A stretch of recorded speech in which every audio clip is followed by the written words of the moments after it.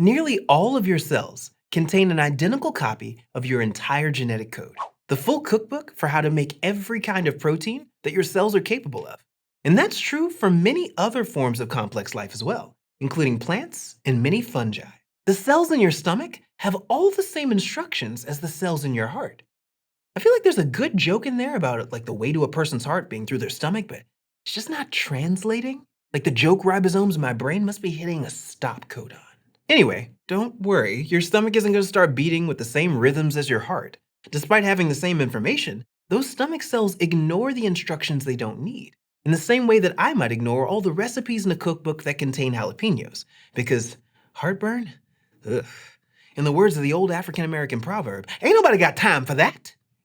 Anyway, cells pull off this spectacular feat by regulating the way that genes get expressed. Hi, I'm Dr. Sammy, your friendly neighborhood entomologist, and this is Crash Course Biology. Now, where did I put that recipe for the world's greatest theme music?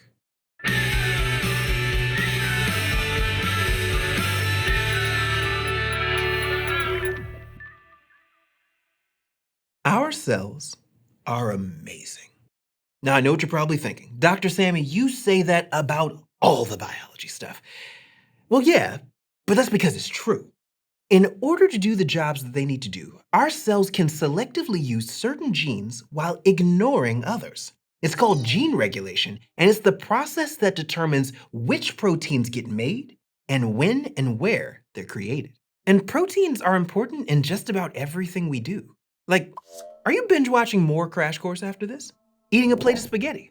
Taking your pet coconut crab out for a walk?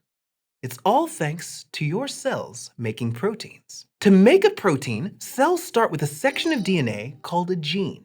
And then the information in that gene gets copied or transcribed into a piece of messenger RNA, or mRNA.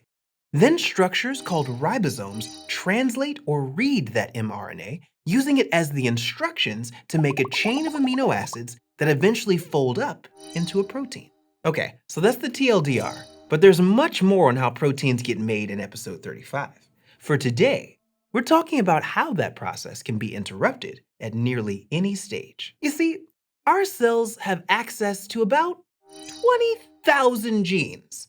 That's a whole grocery store's worth of ingredients. But like any good chef, our cells know which ones to use. They don't have to express every gene in their DNA to make a protein. For instance, there are certain genes in nearly all of your cells that are only expressed in your heart. They allow for the creation of proteins that help your heart muscles, and only your heart muscles contract in that special heartbeat rhythm. And those same heart cells contain genes that only get expressed in your stomach, helping it digest food. This variation in how different kinds of cells express themselves based on their unique function is called differential gene expression. And much like how a chef might need to adjust a menu based on the season or available ingredients, our cells have to regulate gene expression based on factors like temperature or availability of nutrients. All of this can affect which proteins a cell needs, and by extension, which genes get expressed. So gene expression can change from year to year, day to day, or even minute to minute. This allows cells to adapt as the world changes around them, like when you get hungry or thirsty, or even when you fall asleep. There are a lot of ways that gene expression can be changed and regulated. In fact, there are too many for us to fully explain in this episode, but we picked some highlights. One of the main ways that differential gene expression happens is through transcriptional regulation. That means it regulates the way DNA is copied into mRNA. You see, our DNA is expansive, but less than 2% of the roughly 3 billion letters actually code for proteins. The rest of it? Well, for a long time, scientists didn't know what the rest of it did. They called it junk DNA. But with more research, we've learned that a lot of this non-coding DNA, as it's now called, is involved in turning genes on or off. Normally, to kickstart transcription and create a piece of mRNA, a protein called a transcription factor has to bind to a section of DNA called a control element, a short snippet of non-coding DNA. That then tells cells whether or not to begin the protein-making process. Some combination of control elements tells cells to begin transcription, while others, appropriately called silencers, act like a stop sign. When transcription factors bind to silencers, transcription is blocked. No mRNA, no gene expression. But even if an mRNA molecule is produced, that doesn't mean that it'll necessarily be expressed. For instance, mRNA can get spliced before it has a chance to get translated or read. This creates different proteins from the same original molecule. Let's say mRNA has sections 1 through 5. It can be sliced and diced so that the message only codes for a protein with sections 1, 3, and 5. Or just 2, 3, and 4, depending on what the cell needs. Or the mRNA can have a run-in with that stuff that they used to call junk DNA. Turns out a lot of it gets transcribed into little sections of RNA, like microRNA or small interfering RNA, and those sections don't get translated into proteins because they have another job. They bind to mRNA that was on its way to get translated and break it down before translation happens. And it makes a difference how long mRNA floats around in a cell before it's broken down. Think about it. If it takes a long time for an mRNA to break down, it'll be translated into more and more copies of a protein in the meantime. Now, none of what we've just talked about so far is passed on when a cell divides into new cells. Each new cell does its own regulation based on signals it gets from its surroundings. But there is one category of gene regulation that is heritable, meaning it can be passed on to new cells. And if it happens in a sperm or egg cell, then it can even be passed on to an organism's offspring cells. These are called epigenetic mechanisms, which are heritable modifications to gene expression that don't directly change the underlying DNA sequence. Instead of changing the sequence of DNA, epigenetic mechanisms modify what part of the DNA is accessible for translation.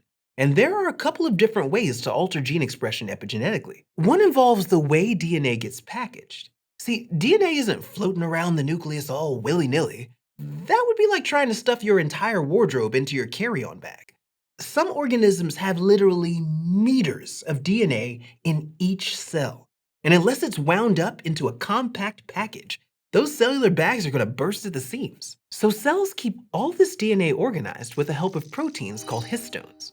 They're like structural beads that DNA wraps around to stay nice and neat. And when it comes to gene expression, how these histones are arranged can also determine whether or not a gene gets turned on. Histone modification works by essentially exposing certain genes for transcription and hiding others so they can't be copied or read. Cells can also change expression epigenetically by tagging genes with particular molecules in a process called DNA methylation. This typically can't turn genes on, but it can turn them off in a couple different ways. For example, the molecules can tell histones to condense and hide certain genes, or they can block transcription factors from binding. Either way, this halts the process before mRNA is produced. These epigenetic mechanisms play a big role in our lives. Someone's environment and even their levels of stress can affect how their DNA is methylated, how their bodies behave, and might even get passed on to their children. Doctors have known for years that experiencing persistent discrimination causes forms of stress that are linked to different health risks. But more recent studies have found links between that discrimination and DNA methylation. This suggests that stress driven by societal inequities could be causing physical changes in DNA. And although it's too early to say for sure, they're even beginning to find evidence that these changes may be able to pass from parent to child, even if the child never experiences the same discrimination themselves. But there is some hope to be had here. Understanding the damage these stressors cause can help researchers, activists, and community leaders work toward removing those stressors at the source and better address their impacts. Now, that doesn't mean that all epigenetic modifications are bad. In fact, many are essential to proper functioning. Like male mammals typically have an X and a Y chromosome, while female mammals typically have two X's. But expressing two of the same chromosomes could potentially cause a lot of issues. So one of the chromosomes in female mammals is epigenetically silenced, remaining in a stable, inactive state. That means mammals of all sexes express a single X chromosome. Like I said, your cells have lots of ways of regulating gene expression. These are just a few of the many amazing tricks that your cells have up their sleeves. Membranes. You've got transcriptional regulation, including epigenetic ways to guide transcription, and non-epigenetic ways like control elements. All of that is just very fancy lingo that really means if the cell doesn't make mRNA, it can't build a protein. You've also got post-transcriptional processes that regulate translation from mRNA to protein. These include alternative mRNA splicing, interfering RNA, and much more. So at every level of gene expression, Your cells have ways to regulate whether or not they really need that protein. It's basically a long sequence of repeatedly asking, "Are you sure about that?" The ability to regulate gene expression is what allows organisms to be so diverse and complex and interesting. It makes your stomach muscles distinct from your heart muscles. It allows your cells to respond as conditions change around them. But if we've learned anything in this episode, it's that genes don't get turned on or off in a vacuum. Someone's environment, and even how they're treated, may play a role in how DNA gets methylated, sometimes for the worse. Still, if stress can alter gene expression and make someone more likely to develop a disease, that also means a life without those stressors could prevent those changes. In other words, making a more just, equitable world could lead to changes that run deep, all the way down to someone's DNA. In our next episode, we're going to spend some time talking about how mutations can emerge in our body's genetic codes. Peace! This series was produced in collaboration with HHMI Biointeractive. If you're an educator, visit biointeractive.org/crash course for classroom resources and professional development related to the topics covered in this course. Thanks for watching this episode of Crash Course Biology, which was filmed at our studio in Indianapolis, Indiana, and was made with the help of all of these nice people. If you want to help keep Crash Course free for everyone forever, you can join our community on Patreon.